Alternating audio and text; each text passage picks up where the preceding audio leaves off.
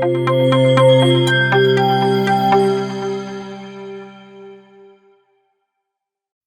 बहुत स्वागत है आपका इकोनॉमिक्स हिंदी विद मैथ में। तो आज की वीडियो में हम करने वाले हैं सांख्यिकी का टॉपिक, जिसमें हम पढ़ेंगे सांख्यिकी एक वचन के रूप में सांख्यिकी क्या होती है और बहुवचन के रूप में सांख्यिकी क्या होती है। ये है क्लास जो है 11th का topic, macro economics class 11th का जो है इकोनॉमिक्स बुक का टॉपिक है। यहाँ पर सांख्यिकी क्या एक वचन के रूप में और सांख्यिकी बहुवचन के रूप में। ये फर्स्ट चैप्टर में आपको जो है TR जैन की फर्स्ट बुक में जो है ये टॉपिक आपको मिल जाएगा। तो चलिए हम यहाँ पर काफी इंपॉर्टेंट टॉपिक है, ये आ सकता है जो है आपके एग्जाम में। तो चलिए यहाँ पर देखते हैं हम सांख्यिकी क्या होती है। ठीक है, सांख्यिकी की बात करें एक वचन के रूप में और सांख्यिकी बहुवचन के रूप में। सबसे पहले हमें जानना होगा कि सांख्यिकी होती क्या है। तो मैं आपसे यहाँ पर इन दोनों के बारे में विस्तार से जो है इसकी इंफॉर्मेशन देने वाला हूँ। तो वीडियो को अभी लाइक कीजिए और चैनल पर पहली बार आए तो सब्सक्राइब करना मत भूलिए। तो चलिए वीडियो को शुरू करते हैं और देखते हैं यहाँ पर सांख्यिकी का मतलब क्या होता है। तो सांख्यिकी की देखिए बहुत सारी परिभाषाएं आपको मिल जाएंगी। तो मैं आपको जो है सिंपल सी बहुत ही आसान परिभाषा में बताने वाला हूँ क्या होती है। सीधी सी बात है, संख्यात्मक तथ्यों का अध्ययन, ठीक है, सांख्यिकी कहलाता है। सीधी सी बात है, बहुत ही सिंपल है। क्या है? संख्यात्मक तथ्यों का अध्ययन सांख्यिकी कहलाता है। यानी जब हम संख्यात्मक तथ्यों का अध्ययन करते हैं तो उसे सांख्यिकी कहते हैं। ठीक है, तो बस आपको याद रखना है, इतना शॉर्टकट में याद रखिए कि सांख्यिकी होती क्या है। जब हम संख्यात्मक तथ्यों का अध्ययन करेंगे तो उसे सांख्यिकी कहते हैं। अब हम बात करते हैं सांख्यिकी जो है बहुवचन के रूप में और यहाँ पर जो है एक वचन के रूप में सांख्यिकी क्या होती है और सांख्यिकी यहाँ पर बहुवचन के रूप में क्या होती है। तो सबसे पहले एक वचन के रूप में देख लेते हैं। तो एक वचन के रूप में यहाँ पर जो है सांख्यिकी वह विज्ञान है, कैसा क्या है? विज्ञान है जो किसी विषय पर प्रकाश डालने के उद्देश्य से संग्रहित किए गए आंकड़ों के संग्रहण, वर्गीकरण, प्रदर्शन, तुलना और व्याख्या करने की विधि का विवेचन करता है। ठीक है, तो सांख्यिकी जब एक वचन के रूप में जब सांख्यिकी का अध्ययन किया जाएगा तो हम कह सकते हैं कि एक वचन के रूप में सांख्यिकी कब कहलाएगी? वह विज्ञान कहलाएगी जो कि विषय पर एक प्रकाश यानी कि एक विषय पर जो है प्रकाश डालती है। ठीक है, और इसका उद्देश्य क्या होता है? किस उद्देश्य से क्या करती है ये? उद्देश्य के संग्रहण से। यानी क्या होता है यहाँ पर? प्रकाश डालने के उद्देश्य से संग्रहण किए गए आंकड़ों के संग्रहण, मतलब आंकड़ों को क्या करती है? पहले संग्रहण करती है, वर्गीकरण करती है, प्रदर्शन करती है और फिर उसकी बाद तुलना करके फिर उसकी व्याख्या करती है। तो सबसे पहले एक वचन के रूप में जब बात की जाए तो यहाँ पर क्या क्या होता है? सबसे पहली चीज है, मैं आपको समझाता हूँ ये।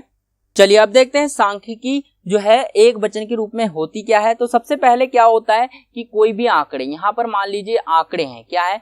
सबसे पहले आंकड़ों की बात करते हैं।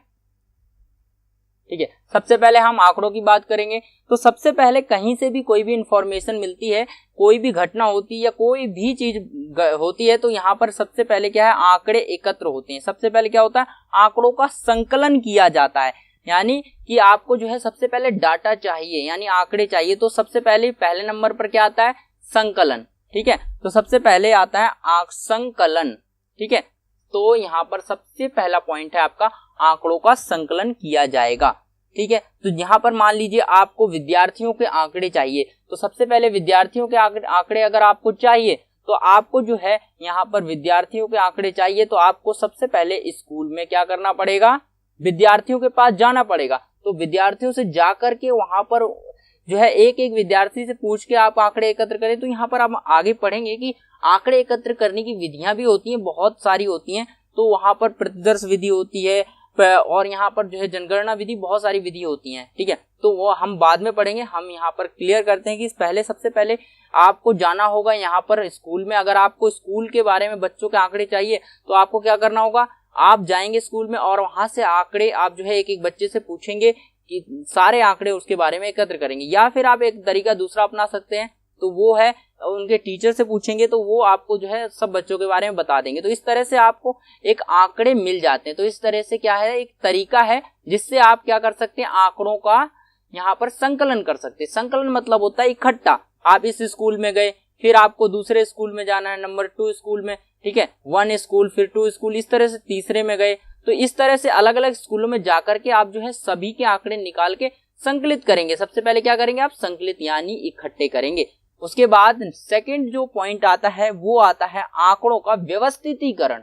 ठीक है, अब आपको क्या करना है, व्यवस्थितीकरण करना है। ठीक है, तो व्यवस्थितीकरण करना है तो यहां पर तो सबसे अब दूसरा पॉइंट है आपका व्यवस्थितीकरण, यानी आपको अब आंकड़े तो मिल गए। अब यहां पर सोचिए, यहां पर इस स्कूल से आंकड़े लिए, इस स्कूल से लिए, तो आंकड़े, स्कूल में बच्चे बहुत सारे होते हैं, आंकड़े भी आपके पास बहुत सारे होंगे, तो आप इनको कैसे, यानी इनको आपको पता नहीं चलेगा। यहाँ पर इस स्कूल के आंकड़े इस स्कूल के साथ मिल गए तो आपको तो बहुत प्रॉब्लम हो जाएगी। तो आप इसके लिए क्या करेंगे, इसके लिए आप एक तरीका अपनाएंगे, उसे कहेंगे हम, क्या कहते हैं, उसे हम कहते हैं व्यवस्थितीकरण। क्या कहेंगे, व्यवस्थितीकरण। मतलब आपको आंकड़े व्यवस्थित करने होंगे। ठीक है, जैसे कि आपने यहाँ पर डिवाइड कर दिया, कैसे डिवाइड कर दिया, यहाँ पर क्लासेस में डिवाइड कर दिया, क्लास में डिवाइड कर दिया कि यहाँ पर 11th क्लास के आंकड़े, 12th क्लास के आंकड़े, तो इस तरह से यहाँ पर 10th के आंकड़े, तो अलग अलग में जो है डिवाइड कर दिया, स्कूल का नाम लिख दिया, और इस तरह से जो है व्यवस्थितीकरण, अच्छे से आंकड़ों को जो है सजा के सारणी के रूप में लिख दिया। तो ये होता है यहाँ पर व्यवस्थितीकरण कर दिया। अब आंकड़ों को अच्छे से हमने कैटेगराइज कर लिया है, हमने यहाँ पर कहा कौन कौन से स्कूल से आंकड़े लिए, वो सारी चीजें कर ली। अब तीसरा पॉइंट जो आता है यहाँ पर एक वचन, क्या हम देख रहे हैं, ये एक वचन के रूप में सांख्यिकी हम पढ़ रहे हैं। तो अब आता है आंकड़ों का प्रस्तुतिकरण। ठीक है, अब आपको क्या करना है, प्रस्तुतिकरण करना है। क्या करेंगे आप, प्रस्तुतिकरण करेंगे। ठीक है, तो यानी प्रस्तुतिकरण मतलब आपको आंकड़े प्रस्तुत करने हैं। तो सबसे पहले आपने आंकड़े लिए और उनको कैटेगराइज कर लिया। अब आप जो है अच्छे से क्या करेंगे, उनकी सारणी बनाएंगे, इस तरह से अच्छे से जो है, इस तरह से आप उसकी सारणी बनाएंगे, इस तरह से जो है यहाँ पर लिखेंगे, इस तरह से बढ़िया सजा सजा के लिखेंगे। ठीक है, ताकि जो है देखने में, उसको देखने में जो है आकर्षित लगे, यानी बोरिंग ना लगे, कोई भी उन्हें समझ पाए आसानी से। इस तरह से आप प्रस्तुत करेंगे कि कोई आम व्यक्ति भी समझ पाए। तो उसके बाद प्रस्तुत करने के बाद आपका पॉइंट आता है, अब आप 4 पॉइंट पे आप क्या करेंगे, उसका विश्लेषण करेंगे। ठीक है, विश्लेषण। अब आपको क्या करना होगा, विश्लेषण करना होगा। विश्लेषण का मतलब है यहाँ पर एनालाइज करना होगा डाटा को। ठीक है, तो एनालाइज करना होगा, रिलेट करना होगा, तो ये सारी चीजें आपको करनी पड़ेंगी। ठीक है, अब आपको यहाँ पर विश्लेषण करना होगा। ठीक है, कि कौन सा डाटा कहाँ पर जाएगा। अब आपने प्रस्तुत तो कर लिया, अब आपको पता नहीं है यहाँ पर कौन सा डाटा कहाँ पर जाएगा और किस तरह से जो है आंकड़ों को बढ़िया तरीके से विस्तार रूप में यहाँ पे क्या है, सह संबंध, जैसे कि आप यहाँ पर विश्लेषण में क्या क्या कर सकते हैं वो देखिए। विश्लेषण में आप कर सकते हैं यहाँ पर जो है उनका औसत निकाल सकते हैं विश्लेषण के अंदर, उसके बाद और आप उनका प्रतिशत भी निकाल सकते हैं।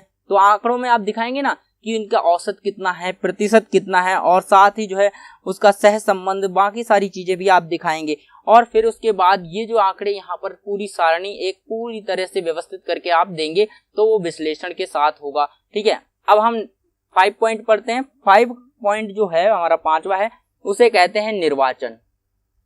निर्वाचन, ठीक है, अब ये निर्वाचन क्या होता है, अब निर्वाचन का मतलब है कि यहाँ पर आपको आंकड़े क्या है, और यहाँ पर विस्तार, आपको आंकड़ों का जो है औसतों का, जो भी औसत आपने आंकड़े लिए, इन सारे आंकड़ों का क्या है, औसत निकालना होगा और प्रतिशत निकालना होगा, और उसका विस्तार रूप से आपको दिखाना पड़ेगा। ठीक है, और उनको जो है डिग्री निकालनी पड़ेगी, कितने मतलब डिग्री, एक चार्ट के रूप में आपको दिखाना पड़ेगा। तो इस तरह से आपको निर्वाचन भी करना पड़ेगा। तो ये सारी चीजें जब आप करेंगे तो उससे जब हम जब हम आंकड़ों एकत्र करने में ये सारी चीजें इस्तेमाल करेंगे तो उसका मतलब ये हो गया कि हमने जो सांख्यिकी का अध्ययन किया है वो एक वचन के रूप में किया है। तो यहाँ पर एक वचन में 5 के 5 पॉइंट इंक्लूडेड होने चाहिए। आई होप यहाँ पर क्लियर हो गया सांख्यिकी एक वचन के रूप में। अब हम देखते हैं सांख्यिकी बहुवचन के रूप में क्या होती है। चलिए अब देखते हैं सांख्यिकी बहुवचन के रूप में क्या होती है। सांख्यिकी देखिए यहाँ पर बहुवचन के रूप में सांख्यिकी से अभिप्राय संख्यात्मक तथ्यों के समूह से है। ठीक है, समूह है जिन्हें एक दूसरे से संबंधित रूप में प्रस्तुत किया जा सकता है तथा जो पर्याप्त सीमा तक अनेक प्रकार के कारणों से प्रभावित होते हैं। क्या कहने का मतलब है यहाँ पर कि बहुवचन के रूप में सांख्यिकी क्या है, इससे क्या अभिप्राय है, संख्यात्मक तथ्यों के समूह से है। यानी जो संख्यात्मक तथ्य हैं, हम क्या कह रहे हैं, संख्यात्मक तथ्यों का एक समूह की बात कर रहे हैं। तो संख्यात्मक तथ्यों के समूह से है जिन्हें एक दूसरे से संबंधित रूप में प्रस्तुत किया जा सकता है। यानी ऐसे आंकड़े होने चाहिए बहुवचन के रूप में जिसमें एक दूसरे से संबंधित रूप में आंकड़े जो है प्रस्तुत किए जा सके। और यहाँ पर क्या है, जो पर्याप्त सीमा तक अनेक प्रकार यानी पर्याप्त सीमा तक जो है अनेक प्रकार के कारणों से प्रभावित होते हैं। यानी ऐसे कारण यानी कुछ कारण हैं जिनके कारण जो है वो आंकड़े प्रभावित भी होते हैं, और साथ ही ये क्या है, संख्यात्मक तथ्यों का एक ऐसा समूह है जिन्हें एक दूसरे से संबंधित प्रस्तुत किया जा सकता है। मान लीजिए आपने एक स्कूल के आंकड़े लिए, यहाँ पर मैं एग्जांपल लेता हूँ, आपने यहाँ पर एक स्कूल के आंकड़े लिए और आपने एक दूसरे स्कूल के आंकड़े लिए, तो अब आप दोनों आंकड़ों को यानी दोनों आंकड़ों को, ये भी स्कूल के हैं ये भी स्कूल के हैं, तो आप यहाँ पर जो है इनकी एक सारणी अलग बना सकते हैं स्कूल के आंकड़े लेकर। लेकिन अगर आप ऐसा नहीं करते, इसकी जगह आप यहाँ पर आप स्कूल के आंकड़े लेते हैं और यहाँ पर आप एक उद्योग के आंकड़े लेते हैं, यहाँ पर एक उद्योग है, ठीक है, उद्योग। तो अगर आपने ऐसा कर लिया, आपने उद्योग के आंकड़े और स्कूल के आंकड़े मिक्स कर दिए, तो इससे क्या होगा, बहुत ही आपको प्रॉब्लम हो जाएगी। तो इसीलिए क्या आ रहा है, यहाँ पर कहा गया है कि संबंधित रूप से प्रस्तुत किया जा सकता है, यानी संख्यात्मक तथ्यों का ऐसा समूह जिसे जो है यहाँ पर संबंधित रूप से प्रस्तुत किया जाएगा, उसे हम कहेंगे बहुवचन के रूप में सांख्यिकी। ठीक है, तो आई होप यहाँ पर सांख्यिकी की ये परिभाषा जो है आपकी क्लियर हो गई। तो इसमें ज्यादा कुछ है नहीं, यहाँ पर सिर्फ आपको इस बहुवचन के रूप में आपको परिभाषा याद रखनी है। सांख्यिकी है एक वचन के रूप में, जो कि काफी इंपॉर्टेंट है। इसके 5 पॉइंट आप याद रखिए। आंकड़ों का संकलन पहले होता है, यानी सबसे पहले आंकड़ों को इकट्ठा किया जाता है, उसके बाद आंकड़ों का व्यवस्थीकरण होता है, यानी व्यवस्थित रूप से जब हम आंकड़े लेकर आते हैं उसके बाद जो है इस तरह से ये बॉक्स है, मान लीजिए आंकड़े, तो अलग अलग कैटेगराइज कर देते हैं, व्यवस्थित कर देते हैं। ठीक है, व्यवस्थित करने के बाद उनको प्रस्तुत करते हैं, यानी बॉक्स से बाहर निकालते हैं, चार्ट पेपर में, न्यूज़पेपर में बढ़िया सजा के बिल्कुल अच्छी तरीके से लिखते हैं, वो काम करते हैं। उसके बाद आंकड़ों का जो है विश्लेषण करते हैं, उनका औसत निकालते हैं, औसत निकालते हैं, प्रतिशत निकालते हैं, सह संबंध निकालते हैं, वो सारी चीजें हम करते हैं ताकि जो है हमें और ज्यादा क्लियरिटी हो जाए आंकड़ों के बारे में। उसके बाद हम क्या कर सकते हैं, उनका निर्वाचन करते हैं। ठीक है, निर्वाचन में क्या होता है, उनका औसत निकाला जाता है और जो है प्रतिशतों का विस्तार रूप लिखा जाता है, ताकि और जो है कोई भी उन आंकड़ों को समझ सकता है। उनका डिग्री भी दिखाया जाता है, कितनी डिग्री आंकड़े हैं, मतलब इस तरह से प्रस्तुत करने की एक विधि है, बहुत ही बढ़िया विधि। ठीक है, इससे क्या होगा, आंकड़े कोई भी व्यक्ति समझ सकता है आसानी से। आई होप यहाँ पर आपको ये क्लियर हो गया होगा। ये टॉपिक क्लियर हो गया है तो वीडियो को लाइक करें और चैनल पर पहली बार आए हैं तो सब्सक्राइब करके बेल आइकन जरूर दबाएं, ताकि आपको इस आने वाली वीडियो की नोटिफिकेशन समय समय पर मिलती रहे। तो चलिए फिर मिलते हैं किसी नए टॉपिक में नई वीडियो के साथ।